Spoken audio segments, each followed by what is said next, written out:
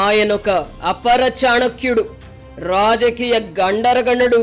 పాచిక విసిరాడంటే రాజకీయ ప్రత్యర్థులు చిత్తు కావాల్సిందే. తెలంగాణ మాజీ ముఖ్యమంత్రి కల్వకుంట్ల చంద్రశేఖరరావుకు ఆయన మద్దతుదారులు తగిలించిన భుజకీర్తులివి. కాలం కలిసి వచ్చినంత వరకు ఆయన అలాగే వెలుగొందారు. 2023 ఎన్నికల తర్వాత ఆయన జాతకం తిరగబడింది. ఒకప్పుడు తన ఎత్తుగడలకు చిత్తైన రాజకీయ ప్రత్యర్థులే ఇప్పుడు ఆయనపై పై చేయి సాధిస్తున్నారు. ఒకవైపు ఇంటిపోరు, మరోవైపు ముఖ్యమంత్రి రేవంత్ రెడ్డి దూకుడుతో కేసీఆర్ పరిస్థితి తలకిందులవుతోంది. అధికారంలో ఉన్నప్పుడు ఓటుకు నోటు కేసులో రేవంత్ రెడ్డి జుట్టు దొరకబుచ్చుకొని ఒక ఆట ఆడుకున్న కేసీఆర్ ఇప్పుడు అదే రేవంత్ రెడ్డి ఎత్తుగడలకు చిత్తు కావలసిన పరిస్థితి ఏర్పడింది. కాళేశ్వరం ప్రాజెక్టు నిర్మాణంలో అవినీతి అవకతవకలు జరిగాయని చాలా కాలంగా ఆరోపిస్తున్న ముఖ్యమంత్రి రేవంత్ రెడ్డి అవకాశం కోసం ఎదురు చూశారు. పీసీ ఘోష్ నివేదిక తదనంతరం పరిణామాలతో కేసీఆర్ కు చెక్ పెట్టే ప్రయత్నం చేస్తున్నారు. ఒకే దెబ్బకు రెండు పిట్టలు అన్నట్టుగా కాళేశ్వరంపై సిబిఐ విచారణకు శాసనసభతో తీర్మానం చేయించి కేంద్ర ప్రభుత్వానికి పంపడం ద్వారా ఇటు భారత రాష్ట్ర సమితిని అటు భారతీయ జనతా పార్టీని రేవంత్ రెడ్డి ఒకేసారి ఇరకాటంలోకి నెట్టారు. తన చేతికి మట్టంటకుండా సిబిఐ భుజాలపై తుపాకీ పెట్టి కేసీఆర్ ను దెబ్బతీసే ఎత్తుగడను ఆయన ఎంచుకున్నారు. రాష్ట్ర ప్రభుత్వ ఏజెన్సీల ద్వారా అవినీతి జరిగిందని చెప్పించి కేసీఆర్ పై చర్యలు తీసుకొని ఉంటే కక్ష సాధింపు చర్యలకు పాల్పడ్డారన్న అపవాదు వచ్చి ఉండేది.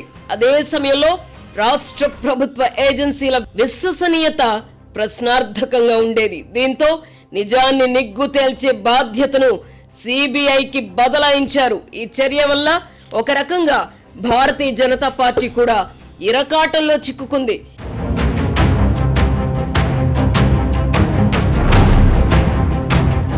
కాళేశ్వరం ప్రాజెక్టు విషయంలో ఏం జరిగిందో అందరికీ తెలిసిందే. ఈ నేపథ్యంలో KCR and Coke clean chit ఇస్తే బీఆర్ఎస్ బీజేపీ ఒకటేనని నిందించే అవకాశం రేవంత్ రెడ్డికి దక్కుతుంది. అలా కాకుండా కేసీఆర్ అండ్ కోను సిబిఐ దోషులుగా నిర్ధారిస్తే తాను కక్ష సాధింపు చర్యలకు పాల్పడ్డానన్న అపవాదు నుంచి తప్పించుకోవచ్చు. అంతేకాదు శాసనసభ తీర్మానించిన సిబిఐ విచారణకు కేంద్ర ప్రభుత్వం నిరాకరిస్తే ఆ రెండు పార్టీలు తోడు దొంగలని నిందించవచ్చు.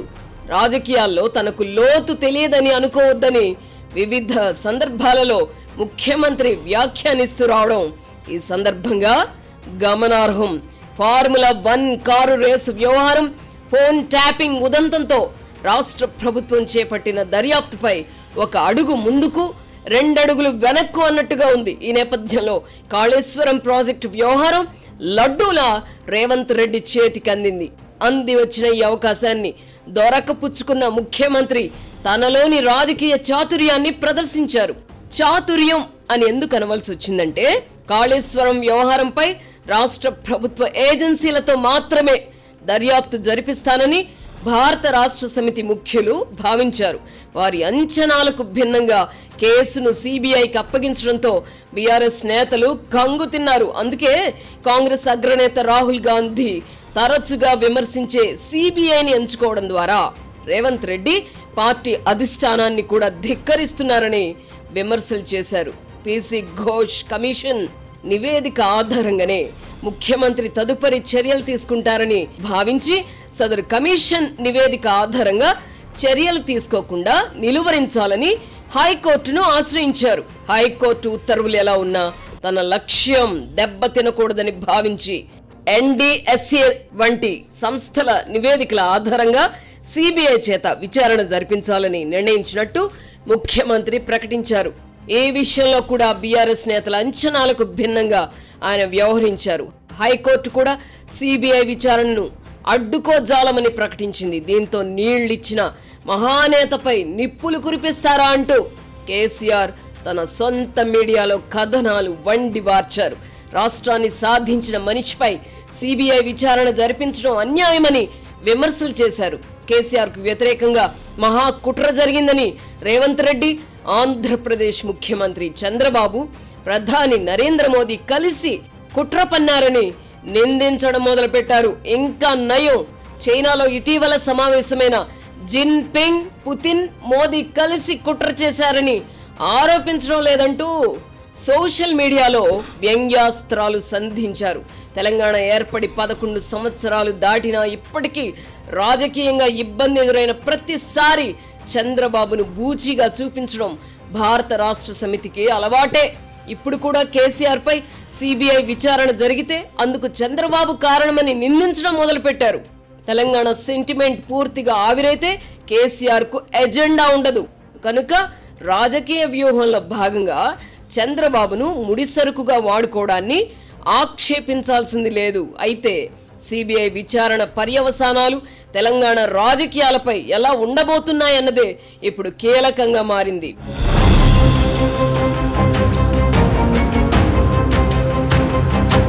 మూడేళ్ల తర్వాత జరగబోయే సాధారణ ఎన్నికల నాటికి భారత రాష్ట్ర సమితి ఉనికిలో ఉండకూడదని రేవంత్ రెడ్డి బర్రాబర్ కోరుకుంటున్నారు. కాంగ్రెస్, బీజేపీ మధ్యనే ఎన్నికల పోరు కేంద్రీకృతం కావాలని, మూడో పార్టీ రంగంలో ఉండకూడదు అన్నది రేవంత్ రెడ్డి అభిమతం. అదే సమయంలో భారతీయ జనతా పార్టీ కూడా భారత రాష్ట్ర సమితి ఉనికిలో ఉండకూడదనే భావిస్తోంది. బీజేపీ అగ్రనేతలు ప్రాంతీయ పార్టీల మనుగడకు వ్యతిరేకం అన్న అభిప్రాయం ఎప్పటి నుంచో ఉంది. ఢిల్లీ లిక్కర్ కుంభకోణంలో తన కుమార్తె కవిత తీహార్ జైల్లో ఉన్నప్పుడు భారత రాష్ట్ర సమితిని బీజేపీలో విలీనం చేస్తానని కేసీఆర్ ప్రతిపాదనలు పంపారు. ఈ విషయాన్ని కొంతకాలం క్రితం కవిత కూడా ధృవీకరించారు. విలీనం కాకపోయినా పొత్తు పెట్టుకుందామని బీఆర్ఎస్ నేతలు ప్రతిపాదించగా, పొత్తు పెట్టుకుని ఆ పార్టీకి ప్రాణం పోయడం ఇష్టం లేని బీజేపీ అగ్రనేతలు అందుకు కూడా తిరస్కరించారు. ఈ నేపథ్యంలో కేసీఆర్ జుట్టును కేంద్ర ప్రభుత్వం చేతికి ముఖ్యమంత్రి రేవంత్ రెడ్డి అందించారు. వచ్చే ఎన్నికల నాటికి సిబిఐ విచారణ పూర్తవుతుందో లేదో తెలియదు. అయితే కేసీఆర్ అండ్ కో పరిస్థితి దినదిన గండం నూరేళ్ల ఆయుష్గా ఉంటుంది. కేసీఆర్ ను దోషిగా నిర్ధారించి తదుపరి చర్యలు తీసుకుంటే భారత రాష్ట్ర సమితి అస్తిత్వం కోల్పోతుందని, రాజకీయంగా ఇది తనకు ప్రయోజనకరమని భావిస్తే కేంద్ర ప్రభుత్వం చర్యలు ఆ దిశగానే ఉండవచ్చు. అంత దూరం వెళ్లడం ఇష్టం లేక బీఆర్ఎస్ ను తమ పార్టీలో విలీనం చేయాలని బీజేపీ ప్రతిపాదించవచ్చు, లేదా పొత్తు పెట్టుకుని తాము పెద్దన్న పాత్ర పోషించవచ్చు.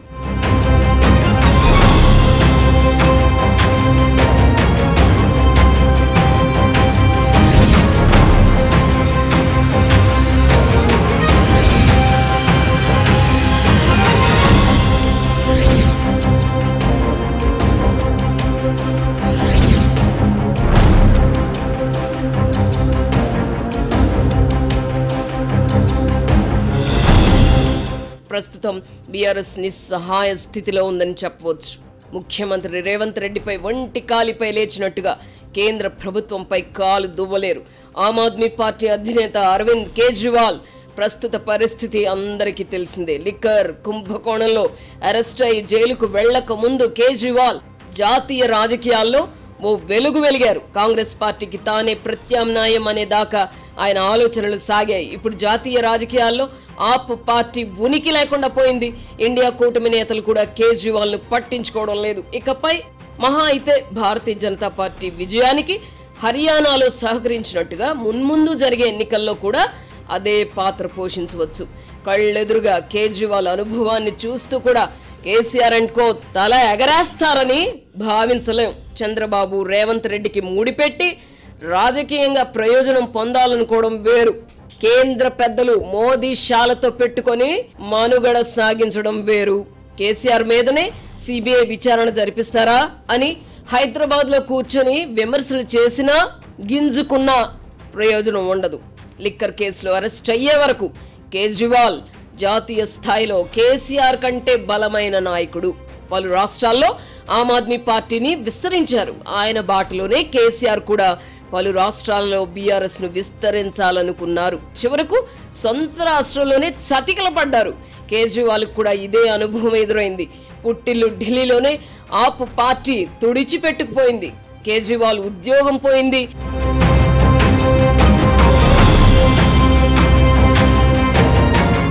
ప్రస్తుతం బీఆర్ఎస్ నాయకులు మేకపోతు గాంభీర్యం ప్రదర్శిస్తున్నప్పటికీ అంతర్గత సంభాషణల్లో మాత్రం ఆందోళన వ్యక్తం చేస్తున్నారు. ఇక్కడ ఇంకో విషయం చెప్పుకోవాలి.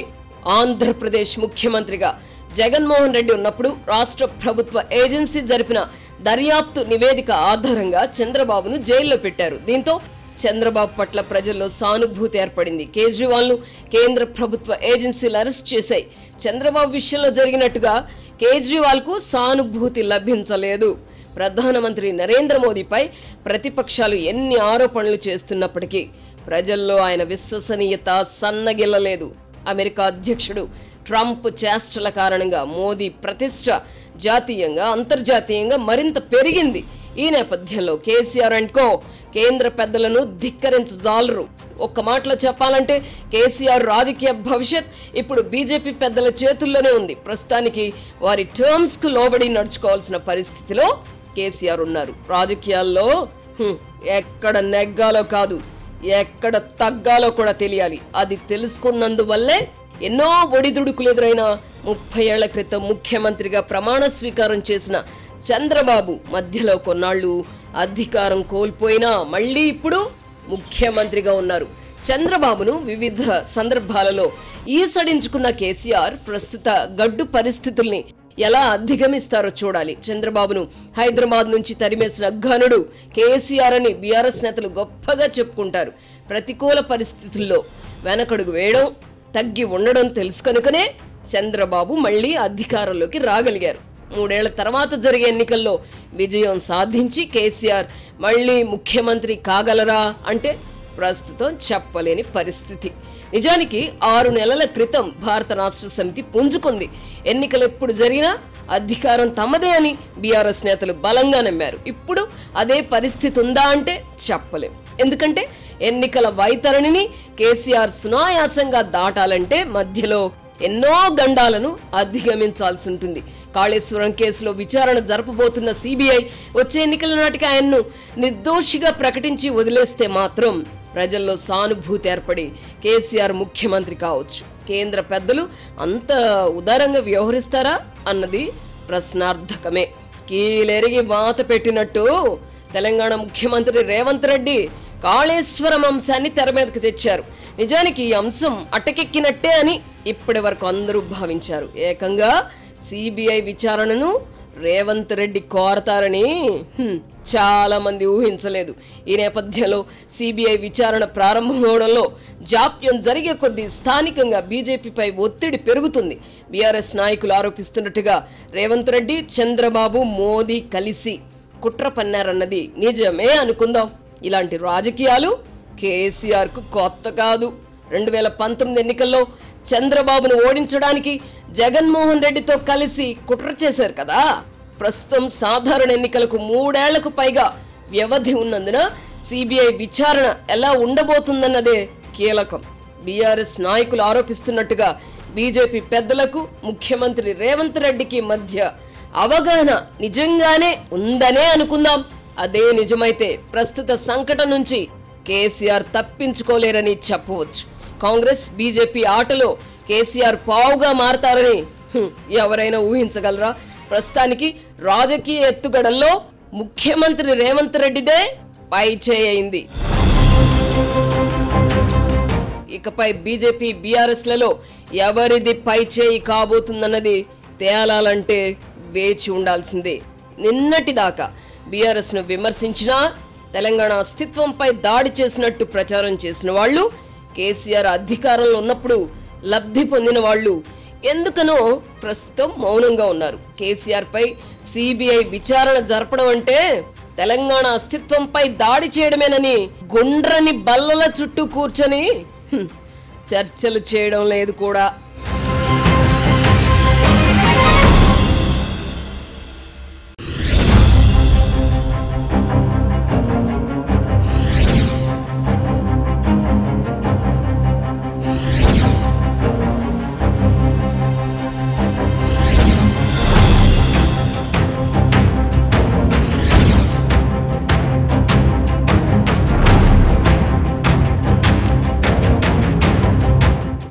కాళేశ్వరం, దాని పర్యవసానాల సంగతి అలా ఉంచితే ఇంటి పోరు కూడా కేసీఆర్ ను ఉక్కిరి బిక్కిరి చేస్తోంది.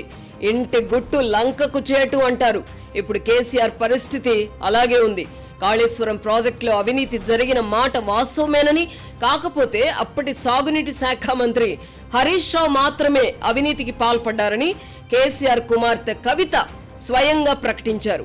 అవినీతి జరగడం వాస్తవం అయితే అది హరీష్ రావుకు మాత్రమే పరిమితం అంటే ప్రజలు నమ్ముతారా? ఒకప్పుడు బీఆర్ఎస్ పార్టీని ఇంటి పార్టీగా ప్రచారం చేసిన కవితకు ఇప్పుడు ఆ ఇంటి పార్టీలో చోటు లేకుండా పోయింది. ఇంటి పార్టీ ఆడపడుచుకు ఇప్పుడు పుట్టింట కూడా ప్రవేశం లేదని అంటున్నారు. ఇంతకు కవిత తెగింపుకు కారణం ఏమిటో, ఏమి చూసుకుని ఆమె పార్టీతో సంబంధం తెంచుకోవడానికి సిద్ధపడ్డారన్నది ప్రస్తుతానికి మిస్టరీగానే ఉంది. కొద్ది మాసాల క్రితం ధిక్కార స్వరం వినిపించిన కవిత అప్పుడు తన సోదరుడు కల్వకుంట్ల తారక రామారావును టార్గెట్ చేసుకున్నట్టుగా మాట్లాడారు. కేసీఆర్ దేవుడని, ఆయన చుట్టూ దెయ్యాలున్నాయని, పార్టీ వర్కింగ్ ప్రెసిడెంట్ గా కేటీఆర్ తనకు అండగా నిలవలేదని ఆరోపించారు. ఇప్పుడు సడన్ గా ఆమె యూటర్న్ తీసుకున్నారు.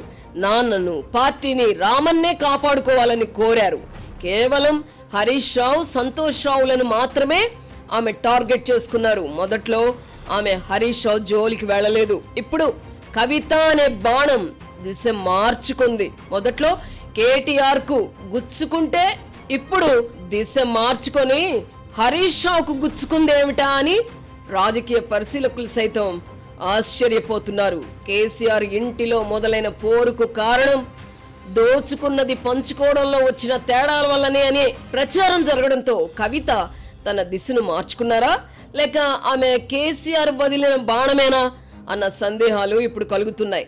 నిజానికి కేసీఆర్ అధికారంలో ఉన్నప్పుడు కూడా తనకు తగిన ప్రాధాన్యత లభించడం లేదని కవిత మదన పడేవారు. కన్న కూతురైనప్పటికీ తనకంటే వరుసకు సోదరుడైన సంతోష్ రావుకు పార్టీలో, ప్రభుత్వంలో ప్రాబల్యం పెరగడాన్ని ఆమె జీర్ణించుకోలేకపోయారు. అదే సమయంలో కేటీఆర్ తదుపరి ముఖ్యమంత్రి అని ప్రచారం జరిగింది. అదే జరిగితే పార్టీలో తన పరిస్థితి మరింత దిగజారుతుందని తెలిసి కూడా అప్పట్లో ఏమీ చేయలేని నిస్సహాయ స్థితి ఆమెది.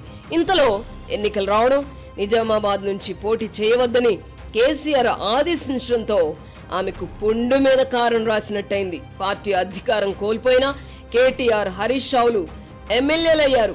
సంతోష్ రావు ప్రాధాన్యత తగ్గలేదు. ఇదే పరిస్థితి కొనసాగితే తాను రాజకీయంగా కనుమరుగు కావడం తథ్యమన్న ఆందోళన కవితలో ఏర్పడింది. ఎన్నికలకు ముందు నుంచి అసంతృప్తితో రగిలిపోతున్న ఆమె ఇప్పుడు బయటపడ్డారు. చివరకు పార్టీకి కూడా దూరం అయ్యారు. ఎవరు అంగీకరించినా అంగీకరించకపోయినా మన సమాజంలో వారసులు అంటే కుమారులే అన్న భావన ఉంది. రాజకీయాల్లో ఇది మరీ ఎక్కువగా ఉంది. మగపిల్లలు లేని సందర్భంలోనే ఆడపిల్లలకు రాజకీయ వారసత్వం లభిస్తోంది. కాంగ్రెస్ నాయకత్వం కూడా రాహుల్ గాంధీకే దక్కడం గమనార్హం. ప్రియాంక గాంధీకి అర్హత లేదా అంటే ఏం చెప్తాం? తెలుగు రాష్ట్రాలు మాత్రం ఇందుకు మినహాయింపు కావు కదా. ఆంధ్రప్రదేశ్లో జగన్మోహన్ రెడ్డిని రాజశేఖర్ రెడ్డి వారసుడిగా ప్రజలు గుర్తిస్తున్నారు. అన్నతో విభేదించి రాజకీయ అరంగేట్రం చేసిన షర్మిల ప్రస్తుతానికి సక్సెస్ కాలేదు. తెలంగాణలో ఇందుకు భిన్నంగా జరుగుతుందని భావించలేం. ఇంకా చెప్పాలంటే కేసీఆర్ కుమారుడు, కుమార్తెతో పోల్చితే మేనల్లుడు హరీష్ రావుకు అటు ప్రజల్లో ఇటు పార్టీ నాయకుల్లో ఆదరణ ఎక్కువ. కేసీఆర్ ఉన్నంత వరకు పరిస్థితి ఒక రకంగా ఉంటుంది, లేనప్పుడు మరో విధంగా ఉంటుంది. కేసీఆర్ వారసత్వం అయితే కేటీఆర్ కు లేదంటే హరీష్ రావుకు దక్కుతుంది, కానీ కవితకు దక్కే అవకాశం లేదని చెప్పవచ్చు. బహుశా ఈ తత్వం ఆమెకు ఆలస్యంగా బోధపడినట్టుంది. అయితే అన్న లేదంటే నాకు వారసత్వం దక్కాలి గాని హరీష్ పోటీలో ఉండకూడదు అన్నది ఆమె ఆలోచన కావచ్చు. అందుకే తాజాగా ఆమె హరీష్ ను టార్గెట్ చేసుకున్నట్టుగా ఒక అభిప్రాయం. కేసీఆర్ వారసత్వం ఎవరికి అని ప్రస్తుత పరిస్థితుల్లో కొట్టుకోవడం ఆశ్చర్యంగా ఉంది. బీఆర్ఎస్ మనుగడపై ప్రస్తుతం నీలి నీడలు కమ్ముకున్నాయి. కేంద్ర ప్రభుత్వం సిబిఐకి పూర్తి స్వేచ్ఛ ఇస్తే కేసీఆర్ తో పాటు హరీష్ రావు కూడా బోనులో చిక్కుకుంటారు. అదే జరిగితే బీఆర్ఎస్ అస్తిత్వమే ప్రశ్నార్థకం అవుతుంది. మనిషి తాను నిస్సహాయుడునని భావించినప్పుడే దేవుడు వైపు చూస్తాడు. ఇప్పుడు కేసీఆర్ పరిస్థితి కూడా అదే కావచ్చు. అందుకే ఆయన ఫామ్ హౌస్ లో యాగాలు చేస్తున్నారు. 2023 ఎన్నికలకు ముందు రాజశ్యామల యాగం చేసినా అధికారం కోల్పోయారు. యాగాలు చేసినంత మాత్రాన అధికారం సిద్ధిస్తుందన్నది నిజమైతే ప్రతి ఒక్కరూ చేయకపోతారా? 2018లో రాజశ్యామల యాగం అధికారం తెచ్చింది అనుకుంటే 2023లో ఎందుకు తెచ్చిపెట్టలేదు అన్న ప్రశ్న ఉత్పన్నమవుతుంది. అయినా కర్మఫలం ఒకటి ఉంటుంది, అది మనల్ని వదలదు. కర్మఫలాన్ని అనుభవించాల్సిందే. యజ్ఞాలను యాగాలను నమ్ముకునే కంటే తలరాతను నమ్ముకోవడం మంచిది. మళ్ళీ ముఖ్యమంత్రి కావాలని రాసి పెట్టుంటే అవుతారు, లేని పక్షంలో ఎన్ని యాగాలు చేసినా నిష్ఫలమే.